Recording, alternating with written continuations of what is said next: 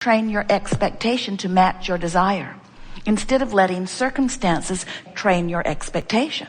In other words, you must let your desire train your expectation. You must let what you want about a subject train your expectation. In other words, your expectation, what it really is, since every subject is two subjects, like a long stick with wanted on one end and the absence of wanted on the other.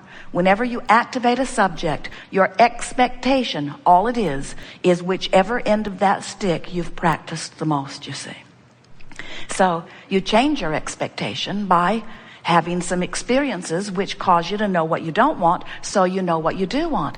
But the funny thing about expectation, if you just let life as it comes to you give you a sort of knee-jerk response, then life trains your expectation. Then what is trains your expectation. You have an employee who doesn't seem to be trying very hard or can't remember things that you want them to remember, and you notice that, you let them train your expectation, and then you can't evoke anything different. And many would say, well, I really don't think it's my job to evoke anything different. I think it's their job to be the way they should be. And we say, but how's anybody going to know how they're supposed to be with the billions of people with whom they might just interact? Would you like to put a course on the internet to the world? This is the way I want you to be when you meet me. I might run into you someday in traffic or at the airport. This is my picture. When you meet me, these are my rules. It's not very logical. You can't even get your kids to respond to that, can you? And so what you want to do is get your expectation of people in general, of life in general, of hotels in general, of hotels who are bringing breakfast to your room. You have to get your expectation somewhere in the vicinity of your desire. You cannot let what is be the reason for your expectation. And that's what the art of allowing is. Allowing is allowing myself, by virtue of the thoughts I'm choosing, to be a vibrational match to the furthermost expanded part of me. Allowing myself to be up to speed with who I have become. Every time life helps you to know what you don't want, you put forth a request of what you do want. And this is the important part for you to understand. You expand. The larger part of you becomes it. Immediately. That's why when we say, ask and it is given, we're not kidding even a little bit. But our physical friends sometimes, in fact often say, that can't be true because I know I've been asking. I wrote it in big letters. I know I've been asking. Don't give me this ask and it is given stuff, because I'm asking, where is it? Where is it? I ask, where is it? I ask, where is it? And we say, you're not asking with your words, you're not asking with your notes, you're not asking with your laws, you're asking with your vibration, and you got to line up with it. You have to learn how to allow yourself to be in vibrational sync with what you're asking for.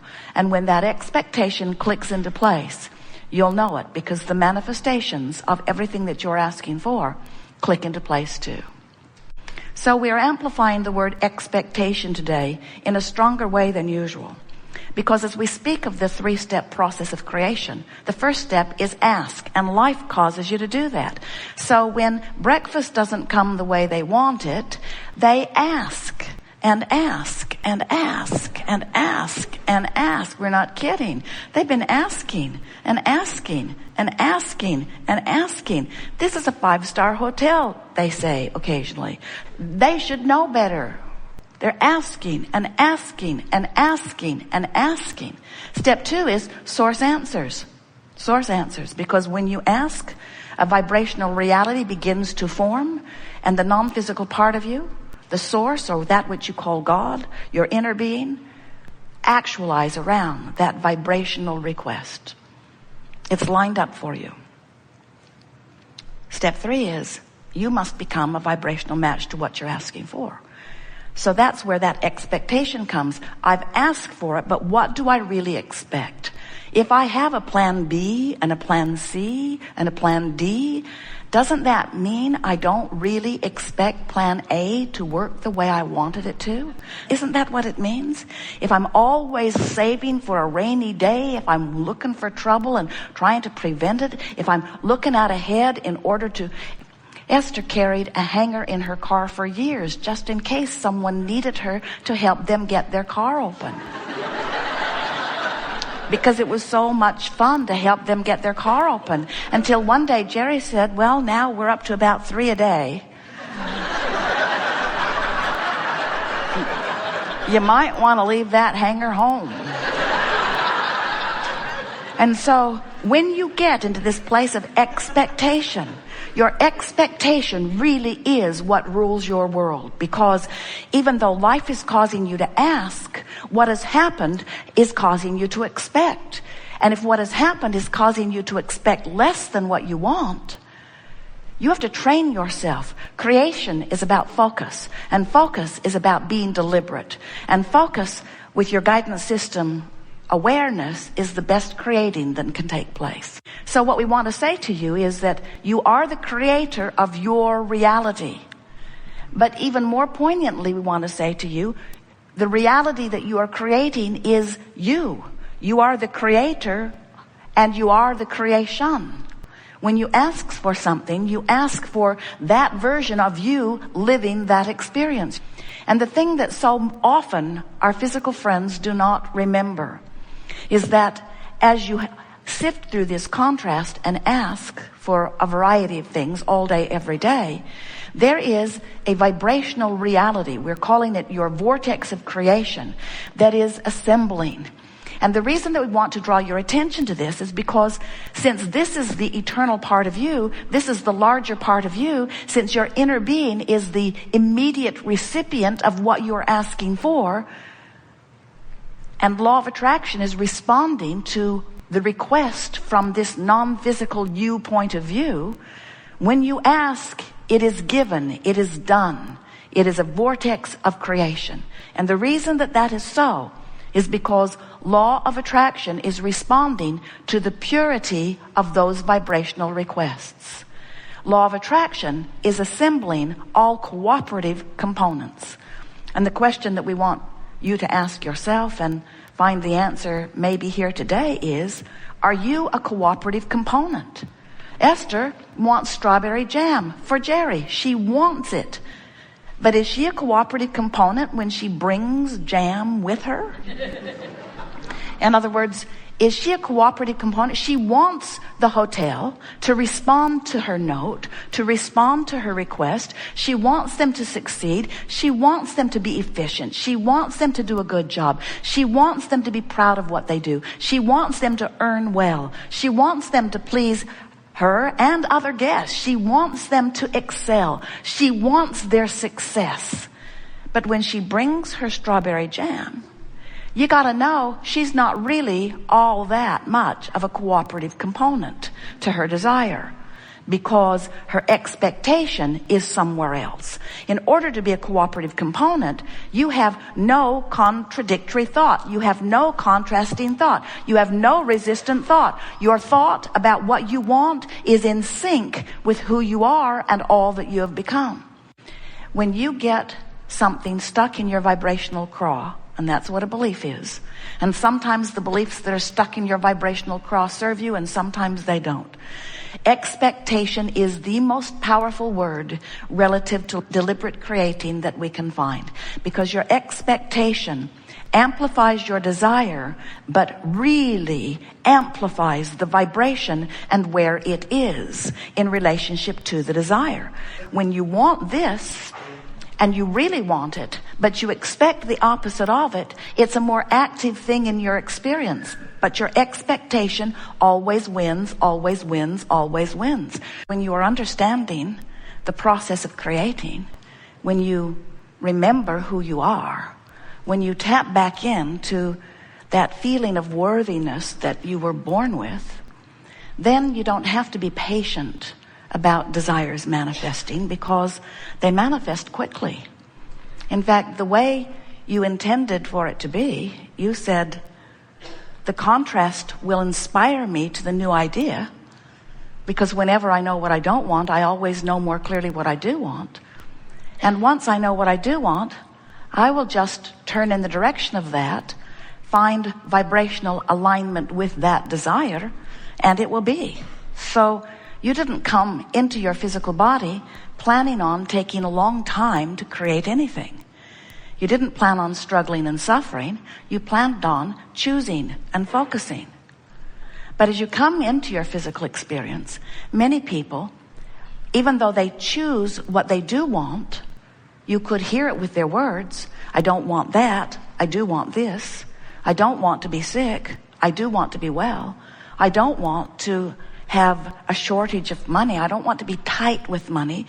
I don't want to be deprived of things I want to do. I do want to have plenty of money. I do want to be able to make choices of what I want to do freely. I know what I don't want. I don't want confusion. I know what I do want. I do want clarity. In other words, you hear people all the time describing what they don't want, what they do want. But the universe is always responding to your vibration. So when you're focused upon being sick in your explanation of why you want to be well, you're keeping active within yourself the vibration of sickness, not the vibration of wellness. And so wellness can't come to you, not while the vibration of sickness is the dominant, most active vibration. Jerry and Esther have been laughing because they have this thing with hotel breakfasts. For a while, breakfast wasn't showing up at all, and they got the bugs worked out of their vibration with that. But now they're on a run where they each want a glass of milk in the morning. And so they fill out the little card, and the milk hasn't been coming. Sometimes one comes, sometimes none comes. So the last 3 hotels, Esther has written in big writing in the special comments section of the little card, 2 glasses of milk, please. And then she draws an arrow from the other breakfast over to it to let them know. And then she writes in the margin, if we need to pay extra, it's okay with us, but we really want this milk. And the last 3 mornings, 2 mornings, no milk came at all. And this morning, 1 milk came, and a hot milk. And so the nice man was kind enough to go get some. As Esther explained to him, I really did write it in really big letters on my order form. So he comes back very quickly with the milk, and they're delighted that they have milk. And then Jerry says, would you please pass the strawberry jam? And Esther said, I don't see any strawberry jam. Do you see any strawberry jam? Esther said, I wrote it right under whole wheat toast. I wrote strawberry jam, please. I circled it. But then Esther said, but in the last hotel, they gave us 3 strawberry jams, and I put 2 of them in the suitcase. I'll go get one. So now Jerry is drinking his milk and eating his toast with his strawberry jam. And Esther said, do you think the fact that I had strawberry jam in my suitcase indicates I expected something to go wrong relative to the strawberry jam? Jerry said, it's worth thinking about. And Esther said, the jam was for you. Where was your vibration relative to the jam? And then Esther said, do you think the fact that I made such a big deal over the milk, you should see her order form. It was colorful and precise. Do you think that came from an expectation of something going wrong? And do you think my expectation of something going wrong is so implanted in my vibration that they are blind to the special instructions that I've written on the card? And we say, precisely. Because when we say the universe is responding to your vibration, we're talking about the nice people in the kitchen too. We're talking about everyone that you interact with. You cannot cover up your vibration with your words or action. Your vibration is dominant. In other words, until Jerry and Esther find it important enough to clean up